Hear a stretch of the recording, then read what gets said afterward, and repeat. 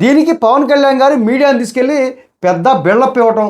పైన పటారంలో నలటారం ఈ జగమంతా డంబాచారం. గిరిజనుల కోసం ప్రభుత్వం రోడ్డేసింది. దశాబ్దాలుగా ఇబ్బంది పడిన ప్రజలు కాస్త ఊపిరి పీల్చుకున్నారు. ఇక తమ అవసరాలు తీరుతాయని అందరూ సంబరపడ్డారు.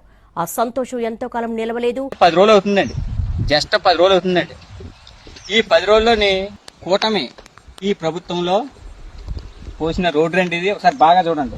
ఒకసారి ఏం కాదండి, పైన 2 చిన్న పోతండి, అంగుళం కూడా ఉండదండి. ఇది జస్ట్ అలా పెంకులు అలా చేసుకుంటూ పోయింది. ఇది ఒకసారి చూడండి ఎలా వచ్చేస్తుంది. డిప్యూటీ సీఎం పవన్ కళ్యాణ్ గారి పనులు చూస్తే షోపుటప్ కార్యక్రమం లాగా కనబడతా ఉన్నాయి.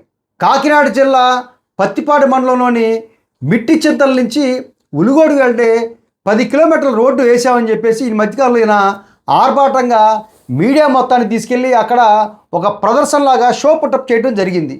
అది చూసి స్థానిక జిల్లావాసులు అహో పవన్ కళ్యాణ్ గారు 10 కిలోమీటర్ల రోడ్డు వేశారు అని చెప్పేసి సంబరపడ్డారు. పాపం వాళ్ళ సంబరం కనీసం పట్టుమని 10 రోజులు కూడా నిలబడలా.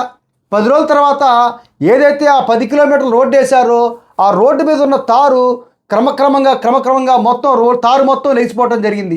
ఏంటయ్యా అంటే అక్కడ పైన కొద్దిగా తారేసి మీడియా కోసం షో పుటప్ కార్యక్రమం చేశారు తప్ప స్ట్రాంగ్గా పూర్తి స్థాయి నాణ్యతా ప్రమాణాలతో అక్కడ రోడ్డు అని చెప్పి అర్థం అవుతా ఉంది. దీనికి పవన్ కళ్యాణ్ గారు మీడియాని తీసుకెళ్ళి పెద్ద బిల్డప్ ఇవ్వటం. కూటమి ప్రభుత్వం వచ్చిన తర్వాత రాష్ట్ర వ్యాప్తంగా ఏదైతే పనులు జరుగుతూ ఉన్నాయో ఇవన్నీ కూడా కమిషన్ దండుకునే కార్యక్రమాలుగా మారి ప్రజలకు నాసిరకమైన పనులు జరుగుతూ ఉన్నాయి.